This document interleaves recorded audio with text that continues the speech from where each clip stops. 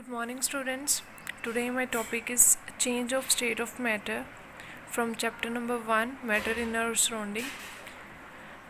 Change of state of matter में क्या होता है कि मतलब कैसे सॉलिड लिक्विड में कन्वर्ट होता है और लिक्विड गैस में कन्वर्ट होता है, ठीक है। और गैस वापस में अगर आप रिवर्सिबल प्रोसेस करते हो तो वापस गैस कैसे सॉलिड में कन्वर्ट हो सकती है, ठीक है। ए सब्सटेंस में exist in any of the 3 states of matter depending on the condition of temperature और प्रेशर। ये कंडीशंस ही हैं टेम्परेचर और प्रेशर की, मतलब उनकी वजह से वो कंडीशन ऑफ टेम्परेचर और प्रेशर की वजह से वो तीनों स्टेट्स में रह सकती है, किसी भी स्टेट में रह सकती है वो। मतलब अगर आप आइस को थोड़ा सा मतलब टेम्परेचर ज़्यादा में रखते हो तो वो मेल्ट होके वाटर में बन जाती है, और अगर ज़्यादा आप हीट करोगे फिर टेम्परेचर इंक्रीज़ करोगे तो वो गैस में कन्वर्ट हो जाएगी। ऐसे ही अगर आप गैस को कूल करोगे तो वो लिक्विड में कन्वर्ट हो जाएगी, और लिक्विड को अगर आप कूल करोगे तो वो सॉलिड में कन्वर्ट हो जाएगा।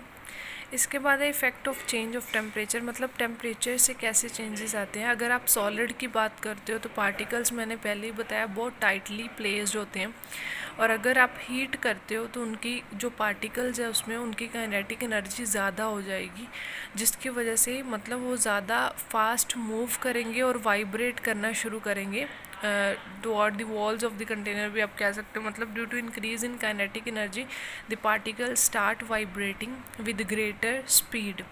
एज ए रिज़ल्ट क्या होगा कि वो अपनी जो फिक्स्ड पोजीशन थी, जैसी फिक्स्ड पोजीशन होती है ना, उसको छोड़ना शुरू करेंगे और मतलब फ्रीली मूव करना शुरू करेंगे, और जैसे फ्रीली मूव करेंगे उनमें स्पेस ज़्यादा आएगी, मतलब as comparison to the solid.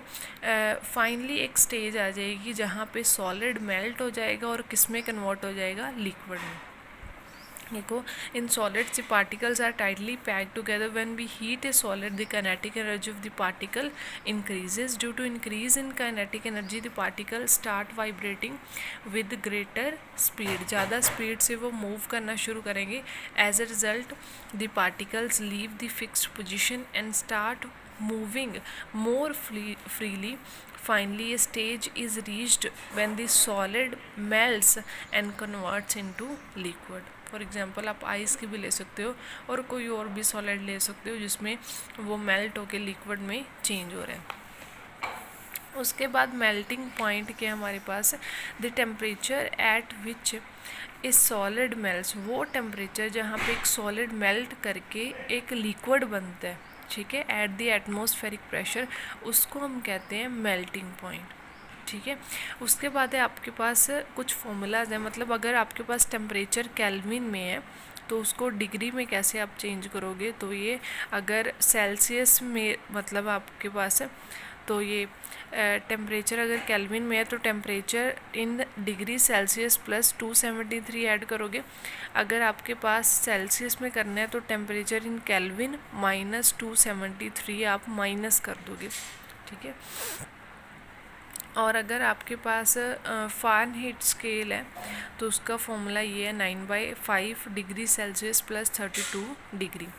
अब हमने कन्वर्ट करना है टेम्परेचर, इसको करना है सेल्सियस में, केल्विन में दिया हुआ है और हमने सेल्सियस में चेंज करना है, माइनस करना पड़ेगा ना हमने 273, तो यहाँ से degree Celsius is equal to K minus 273 है ना।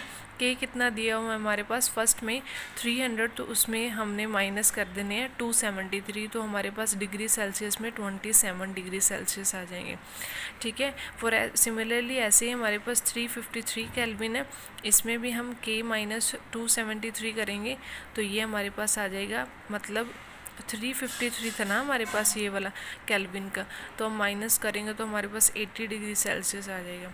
और फॉर 800 के लिए भी सेम फॉर्मूला, ये degree Celsius is equal to K minus 273, 800 minus 273